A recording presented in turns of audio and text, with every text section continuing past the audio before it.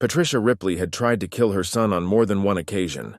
On the first occasion, she is captured on CCTV footage pushing the boy into a canal and running away screaming. Ripley's son, 9-year-old Alejandro, had autism and was nonverbal. In the video, Ripley can be seen gently leading Alejandro against the edge of a canal in West Kendall. At first, nothing seems amiss. It appears to be mother and son enjoying time together as she tenderly stroked his hair, leading him back and forth beside the banks of the canal. At first glance, it's a touching moment, but suddenly, things take a disturbing twist as Ripley forcefully grabs hold of Alejandro and pushes him into the water before turning and running. Behind her, Alejandro frantically splashes around, clearly unable to keep himself afloat. After fleeing the area momentarily, Ripley returns with a bystander, seemingly trying to save her son. Together, they pull Alejandro from the water. He was unharmed, but not for long. Roughly an hour later, she would take Alejandro to a golf course canal. There, she repeated the same action, pushing the boy into the water. Only this time, he would not survive.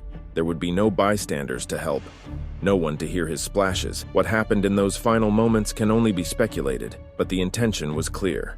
Patricia left him to drown. She drove to a Home Depot parking lot where she sat for 20 minutes before finally calling authorities. Later that evening, Ripley would report Alejandro missing, claiming that he had been abducted by 2 African-American men who had robbed her after sideswiping her car on the highway and forcing her off the road. Allegedly, a man ran up to her, holding a knife in his hand. Ripley claimed he demanded money but when she said she didn't have any, he allegedly abducted Alejandro from the back seat of her car. Ripley claimed she was too panicked to recall the vehicle the men had driven off in or the direction in which they went. All she remembered was their skin color. An Amber Alert was immediately issued for the boy, but when authorities found his body on May 22, 2020, they realized the truth was far more horrifying. When examining the surveillance footage that captured Patricia Ripley's first attempt at ending her son's life, police realized they had a monster on their hands. 45-year-old Patricia Ripley had been struggling to cope with the challenges of raising her autistic son, Alejandro. As he grew older and bigger, she found it increasingly difficult to control him physically. On that fateful Thursday evening, something inside Patricia snapped. As investigators delved deeper into Patricia's account, inconsistencies began to emerge. Witnesses who had rescued Alejandro from the first drowning attempt reported seeing Patricia standing motionless nearby, watching as her son struggled in the water. When police reviewed surveillance footage, the truth became undeniable. Confronted with the damning evidence, Patricia's facade crumbled. She confessed to making up the kidnapping story and admitted to leading Alejandro to a second canal at a nearby golf course, where she drowned him. In a chilling statement, Patricia told investigators that she believed her son was going to be in a better place. The revelation of Patricia's actions sent shockwaves through the community. How could a mother, entrusted with the care and protection of her child, commit such a heinous act? As details of Patricia's life emerged, a picture of a woman struggling under immense pressure began to take shape. Raising a child with autism can be an overwhelming and isolating experience. The constant demands of caregiving, coupled with the social stigma and lack of support, can push even the most dedicated parents to their breaking point. For Patricia, the burden of caring for Alejandro had become too much to bear. Friends and neighbors described Patricia Ripley as a devoted mother who always put her children first. She had homeschooled Alejandro and his older brother, ensuring they received the attention and support they needed. But behind closed doors, Patricia was grappling with the unrelenting stress and exhaustion of her role as a caregiver. As Alejandro grew older, his autism presented new challenges. He was nonverbal and required constant supervision. Patricia found it increasingly difficult to manage his behavior and keep him safe. The COVID-19 pandemic only added to her isolation and desperation, as support services and respite care became scarce. While Patricia's actions are inexcusable, her story sheds light on the often overlooked struggles of parents raising children with disabilities. The lack of adequate support, resources, and understanding can leave caregivers feeling helpless and hopeless.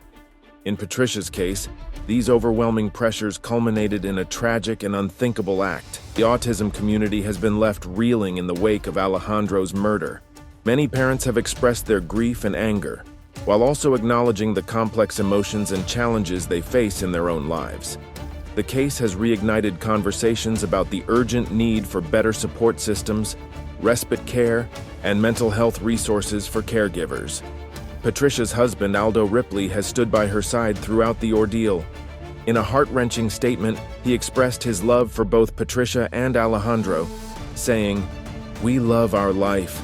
We love Alejandro, and we don't agree with what they said about my wife. It's not real." Aldo's words reveal the deep pain and confusion that families experience when confronted with such an incomprehensible tragedy.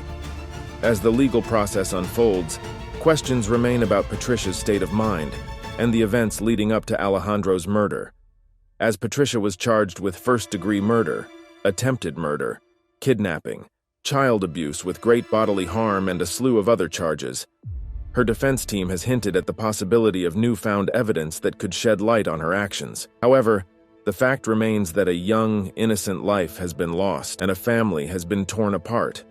Alejandro's death reminds us of the urgent need for society to prioritize the well-being of caregivers and individuals with disabilities. We must work to break down the barriers of stigma and isolation, ensuring that families have access to the resources and support they need to thrive. Patricia faces an uncertain future. Her guilt is undeniable, but now, her fate must be determined. State attorneys mentioned the death penalty could be on the table, but with the circumstances surrounding the case, would the jury agree?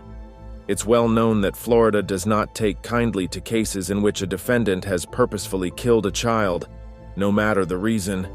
Patricia's fate hangs entirely on the opinions of those who hear her case.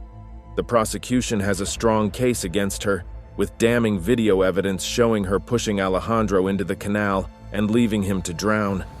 They will likely argue that her actions were premeditated, and that she showed a callous disregard for her son's life, along with her remorseless statements after she confessed to what she had done. However, Patricia Ripley's defense team may try to argue that she was not in her right mind at the time of the crime. They may point to the challenges of raising a child with autism and the lack of support for families in similar situations. They may also try to introduce evidence of any mental health issues she may have been struggling with. In the end, Patricia's story highlights the thin line between resilience and despair and the profound impact of systemic failings on individual lives. While Patricia's plight as a mother isolated due to her son's impairment is tragic and heartbreaking, she still committed cold and calculated murder, and even today seems to believe it was the right thing to do. Now the state must decide what she deserves. Should she receive life in prison, or does she deserve to die? As the legal process unfolds, with a date tentatively set for next year, it is important to remember the innocent life that was lost. Alejandro Ripley deserved better than the fate he suffered at the hands of his own mother. His memory will live on as a reminder of the need for greater compassion, understanding, and support for all children and families.